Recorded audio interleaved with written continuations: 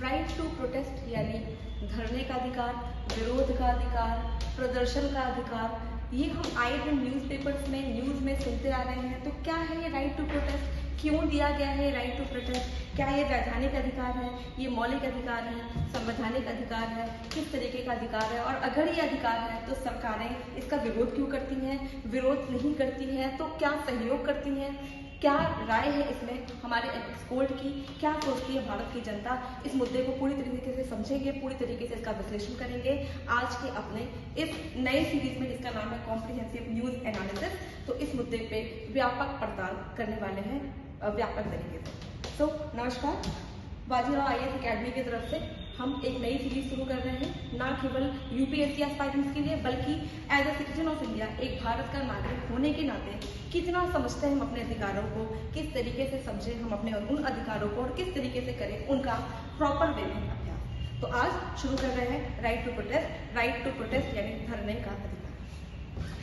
अब दरअसल इस मुद्दे को समझने के लिए हम इस पूरी चर्चा को कुछ प्रश्नों में बांट रहे हैं। कुछ प्रश्नों के आधार पर हम ये समझेंगे कि क्या है राइट टू प्रोटेस्ट।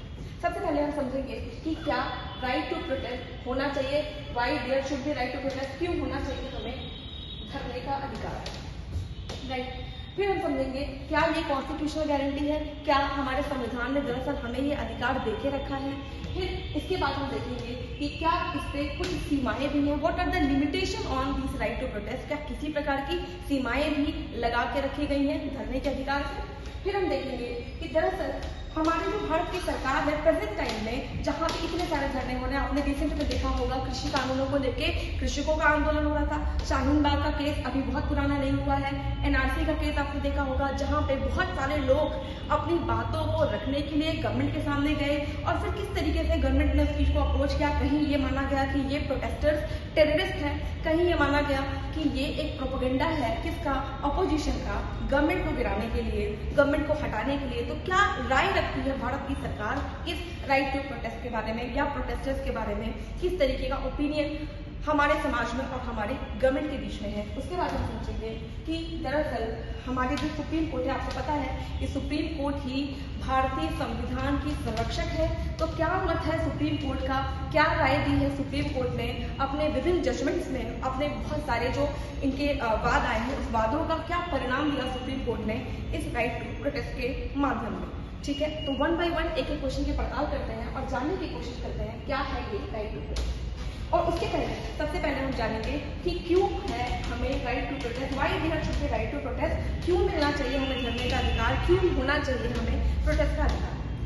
आपको पता है कि जो प्रीएम्बल की इनिशियल लाइन है हमारे इंडियन कॉन्स्टिट्यूशन का, प्रीएम्बल उसकी इनिशियल लाइन है we the people of India. इसका मतलब दरअसल इस संविधान को बनाने की पूरी जिम्मेदारी हम भारत के लोगों की है, इसको बनाया हम भारत के लोगों ने है। तो कॉन्सेप्ट पूरा बिहाइंड ये है कि हमारा ट्रस्ट है और मतलब लोगों का ट्रस्ट है और हम लोगों ने अपने ट्रस्ट को भारत की सरकार को ट्रांसफर किया है। और इस उद्देश्य कि समय समय पे जो भारत की सरकार है वो भारत की जनता के हित में प्रोग्राम को लाएगी, कार्यक्रमों को लाएगी, कार्यक्रमों का क्रियान्वयन करेगी। और यदि सरकार इस काम में पिछड़ती है तो ये दायित्व होगा लोगों का, क्योंकि कॉन्स्टिट्यूशन को बनाया हमने है, हम भारत के लोगों ने। तो ये दायित्व होगा हमारा कि हम चेक एंड बैलेंस मेंटेन करके रखें और हर 5 सालों में होने वाले चुनावों में इसको बताएं कि कहाँ गवर्नमेंट से चूक हो गई और किस तरीके से हम नई सरकार के माध्यम से या उन पुरानी सरकारों में सुधार के माध्यम से अपने इस ट्रस्ट को बनाए रखेंगे। इसके अलावा क्योंकि हमारे यहाँ पे जो चुनाव की प्रोसीजर है वो 5-5 सालों पे होती है, तो क्या चेक एंड बैलेंस बनाए रखने के लिए क्या हमारे पास कोई वेपन नहीं होना चाहिए? तो दरअसल यही वेपन बात करता है आपके राइट टू प्रोटेस्ट की, यानी आप विरोध कर सकते हैं, बशर्ते आपका विरोध ऐसा नहीं होना चाहिए। क्यों? कि वो दूसरे लोगों को हानि पहुंचा सके। तो अगला एक पॉइंट है for maintaining check and balance and people is trust and government is trusting. Basically यहाँ पे ये भी कॉन्सेप्ट याद रखिएगा कि अगर हमारे यहाँ पे जो सरकारें चलती है वो बहुमत के आधार पर चलती है, यानी जिसको बहुमत का समर्थन है सरकार उसी की है। लेकिन इसका मतलब ये नहीं होना चाहिए that there should be a tyranny of majority, यानी बहुमत की निरंकुशता भी नहीं होनी चाहिए। यानी अगर कोई चीज बहुमत को पसंद है इसका मतलब ये नहीं है कि जो माइनॉरिटी है, जो अल्पमत में है, उनकी सुनी ही ना जाए। यानी अगर मेजॉरिटी की चॉइस है तो माइनॉरिटी की वॉइस होनी चाहिए। ऐसे में माइनॉरिटी अगर अपनी बात सरकार तक पहुंचाना चाहे तो उसके पास एक टूल होना चाहिए और वो टूल देता है उसको प्रोटेस्ट। तो इसी तरीके से आप ये कह सकते हैं कि प्रोटेस्ट क्या है, एक वॉच डॉग है to curtail the policy of the government if it is infringing your right। अब हम देखते हैं अगली स्लाइड और इसमें समझते हैं कि कहाँ पे दरअसल संविधान ने हमें गारंटी दी है, संविधान ने हमें बताया है कि आप दरअसल राइट टू प्रोटेस्ट कर सकते हैं। अगर संविधान की बात करें तो article 19 clause 1 clause A, article 19 clause 1 clause B और आर्टिकल 19 क्लॉज 1 क्लॉज सी जो कि आपके फंडामेंटल राइट्स का पार्ट है। इस फंडामेंटल राइट में 19 क्लॉज 1 क्लॉज ए जहाँ कहता है कि you have the right of freedom of speech and expression, कि आप अपनी बातें सोच भी सकते हैं और अभिव्यक्त भी कर सकते हैं। सेम में क्लॉज बी कहता है कि आपको पीसफुली असेंबल करने का राइट है और थर्ड आपको एसोसिएशन बनाने का राइट है। राइट, तो अगर ये सारे राइट है तो बेसिकली ये सारे राइट ही डिराइव करते हैं आपके राइट टू प्रोटेस्ट को। इसी तीनों के अंतर्गत आप ये मान सकते हैं कि right to protest is a constitutional right and basically it is a part of your fundamental right. और अगर आप फंडामेंटल का राइट एक्सरसाइज नहीं कर पाते तो आपको पता है कि if you are not able to exercise your right in a proper way तो आप अप्रोच कर सकते हैं directly supreme court of India. अब हम ये समझते हैं कि दरअसल क्या लिमिटेशन है इस राइट टू प्रोटेस्ट में। क्या इसमें कुछ लिमिटेशन है? क्या हम इसको ऐसे ही दे देते हैं कि जो चाहे वो जिस तरीके का जैसे भी चाहे इस तरीके का अभ्यास कर सके? तो ऐसा नहीं, हर तरीके के राइट में कुछ लिमिटेशन दी गई है और ये डिफरेंट जो सुप्रीम कोर्ट के वर्डिक्ट आए हैं उसमें भी पता है और ये कॉन्स्टिट्यूशन में भी एज इट इज मेंशन है कि कोई भी राइट आप ऑल टुगेदर ऐसे ही नहीं दे सकते हैं। क्यों? क्योंकि हर किसी का राइट वहीं पे कर्टेल हो जाता है जहाँ पे किसी और का राइट शुरू होता है, यानी right is not in absolute sense.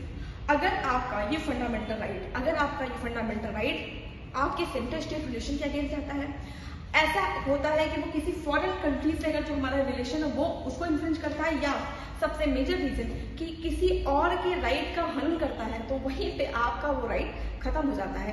तो राइट टू प्रोटेस्ट का भी राइट इसी एम्बिट में आता है। इसका मतलब कि राइट टू प्रोटेस्ट वहीं पे खत्म हो जाता है जहां से किसी और के राइट का वायलेशन करना शुरू हो जाता है। जैसे आपने देखा होगा रिसेंट में दिल्ली हाई कोर्ट का वर्डिक्ट इसी डायरेक्शन में आया, जब लोग लगातार राइट टू प्रोटेस्ट कर रहे थे, मतलब प्रोटेस्ट कर रहे थे जंतर मंतर में, तो वहां पे जो अगल बगल रहने वाले लोग थे कहीं ना कहीं उनके राइट को वो इन्फ्रिंज कर रहा था। जो वो अपना डेली लाइफ है वो प्रॉपर वे में एक्सरसाइज नहीं कर पा रहे, तो वैसे में दिल्ली हाई कोर्ट ने भी ये जाके बोला कि that you have the right to protest but वो बाकी लोगों के राइट को इन्फ्रिंज नहीं कर सकता है। इस वे में राइट टू प्रोटेस्ट पे भी हम देखते हैं कि कुछ ना कुछ लिमिटेशंस हैं। और इसी में बेसिकली एक केस हुआ था railway board versus Niranjan Singh का केस, जिसमें ऑनरेबल कोर्ट ने ये मेंशन किया कि आप राइट टू प्रोटेस्ट को भी एब्सोल्यूट नहीं मानेंगे और बाकी राइट्स की तरह, अगर आपका जो राइट टू प्रोटेस्ट है वो किसी और फ्रेंडली जो हमारे कंट्री है उनके अगेंस्ट जाता है या इस वे में जाता है कि ये बाकी लोगों के अधिकारों को, बाकी लोगों के राइट्स को कर्टेल कर रहा है, then you do not have the right to exercise these kind of right. Now अब हम आगे देखते हैं कि दरअसल अभी के सिनेरियो में गवर्नमेंट क्या स्टैंड ले रही है और जो डिफरेंट रिसर्च स्कॉलर्स हैं वो क्यों बोलते हैं कि दैट गवर्नमेंट को इस डायरेक्शन में ऐसे सोचना चाहिए कि जो राइट टू प्रोटेस्ट है एक्चुअली वो गवर्नमेंट को कर्टेल नहीं कर रहा है, वो गवर्नमेंट की पॉलिसी को कर्टेल कर रहा है। तो रिसेंट में जो स्कॉलर्स का व्यू है गवर्नमेंट को लेके या गवर्नमेंट का स्टैंड लेके किसके बारे में, राइट टू प्रोटेस्ट के बारे में, ऐसा माना जाता है स्कॉलर्स के थ्रू कि गवर्नमेंट ऐसा मानती है कि this is the propaganda of opposition. ये अपोजिशन का एक प्रोपेगेंडा है। अपोजिशन मतलब जो लोग विपक्ष में बैठे हैं वो चाहते हैं कि दरअसल ये जो बहुमत की सरकार है, जो मेजोरिटी की गवर्नमेंट है, उसको गिराने के लिए हम समय समय पे कुछ ऐसे टूल्स ले आए, कुछ ऐसे वेपन्स ले आए जिससे जो जनता के का जो विश्वास है वो सरकार से धीरे धीरे क्या हो जाए, कम हो जाए। और जब ये कम हो जाएगा तो ये जो बहुमत की सरकार है वो अल्पमत की सरकार में बदल जाए और जब ये माइनॉरिटी की गवर्नमेंट आ जाए तो इससे क्या हो जाएगा कि जो अपोजिशन है वो गवर्नमेंट पे भारी होगी और गवर्नमेंट चाह के भी अच्छे पॉलिसीज नहीं ला पाएगी। तो this is the stand of government, जो गवर्नमेंट अपना व्यू देती है टाइम टाइम पे। इसके अलावा ऐसा ज्यादातर देखा गया है, रिसेंट केसेस में भी ऐसा देखा गया कि जो प्रोटेस्टर हैं उन पे यूएपीए लगा दिया गया, तो बेसिकली दिल्ली गवर्नमेंट ने भी, दिल्ली हाई कोर्ट ने भी रिसेंट वर्डिक्ट में ये बोला कि आपको क्लियरली ये मेंशन करना होगा कि आपके व्यूज में कौन है प्रोटेस्टर और कौन है terrorist. There should be a line between protester and terrorist. You can not say that every protester is a terrorist. क्यों? क्योंकि रिसेंट में हमने देखा कि जब जो ये धरने वगैरह हो रहे थे तो गवर्नमेंट ने क्या किया कि उन पे जो प्रोटेस्टर्स हैं उन पे यूएपीए लगा दिया। तो दिल्ली हाई कोर्ट का ये स्ट्रिक्टली वर्डिक्ट आया कि आपको पहले डिफरेंशिएट करना होगा कि आप किसको प्रोटेस्टर मानते हैं और किसको टेररिस्ट मानते हैं। तो इसको लेके भी बहुत सारे स्कॉलर्स ने अपनी नाराजगी बताई that you can not do so. और इसी में दिल्ली हाई कोर्ट का जो केस आया वो भी आपके लिए इंपॉर्टेंट हो जाता है समझना।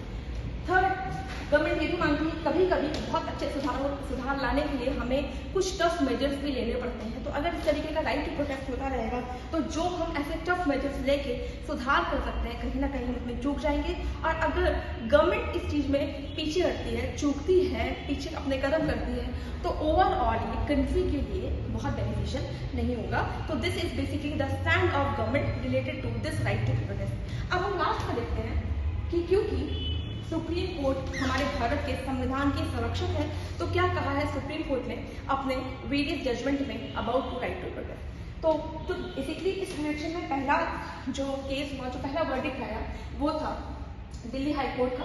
अभी के समय में जो हमने देखा कि दिल्ली हाई कोर्ट ने पहले ही बोल दिया कि आपको जो लाइन है वो डिफाइन करनी होगी, लाइन को डिजाइन करना होगा कि आप किसको टेररिस्ट मानते हैं और किसको प्रोटेस्टर मानते हैं। सेकेंड जो इम्पोर्टेंट केस है वो रामलीला मैदान का केस है जिसमें आपके सुप्रीम कोर्ट ने ये प्रोटेस्टर्स के लिए बोला था कि you have the right to protest. आप राइट टू प्रोटेस्ट को एक्सरसाइज कर सकते हैं, आप कर सकते हैं प्रोटेस्ट, बट वो आर्बिट्री नहीं होना चाहिए। It should be in a peaceful manner. आप उसमें वॉयलेंस का यूज नहीं करेंगे। आपका प्रोटेस्ट ऐसा नहीं होना चाहिए कि ये जो हमारे जो फ्रेंडली रिलेशन है, जो हमारे फ्रेंडली नेशंस हैं उनके जो हमारे टर्म्स हैं, जो हमारे रिलेशन है उनको वॉयलेट करता हो, या ये बाकी जो सिटीजन ऑफ इंडिया हैं उनके राइट को किसी भी तरीके से कर्टल करता हो। So you can exercise your right to protest but it should not be in arbitrary manner. और ये हम आपको एज ए एब्सोल्यूट नहीं दे सकते, वहां पे कुछ ना कुछ लिमिटेशन लगानी जरूरी है। लास्ट केस आप देखिए तो ये है मजदूर किसान संगठन का, जिसमें ऑनरेबल कोर्ट ने ये बोला कि आपको राइट टू प्रोटेस्ट है बट उसको किसी एक लिमिटेड प्लेस बना लीजिए, कोई एक निश्चित जगह बना लीजिए जहाँ पे आप राइट टू प्रोटेस्ट को एक्सरसाइज कर सकें, जहाँ पे आप प्रोटेस्ट कर सकें, बट वो बाकी लोगों की लाइफ को इन्फ्रिंज ना करें। जैसे आप देखते होंगे कि जंतर मंतर पे जो है ज्यादातर जो प्रोटेस्टर होते हैं या रामलीला मैदान में होते हैं तो उनको क्या होता है कि जो अगल बगल के लोग हैं, वहाँ पे रहने वाले और लोग हैं, ये कहीं ना कहीं उनको वायलेट करता है, उनके राइट को कर्टल करता है। तो ऐसा नहीं होना चाहिए। आप एक डिफिनेट प्लेस बनाइए और वहाँ पे अपने इस राइट को एक्सरसाइज करें, राइट। तो बेसिकली जो हमारा पूरा मुद्दा था आपके साथ चर्चा करने का, राइट टू प्रोटेस्ट, मेरे ख्याल में आपको अभी काफ़ी कुछ क्लियरिटी मिल गई होगी।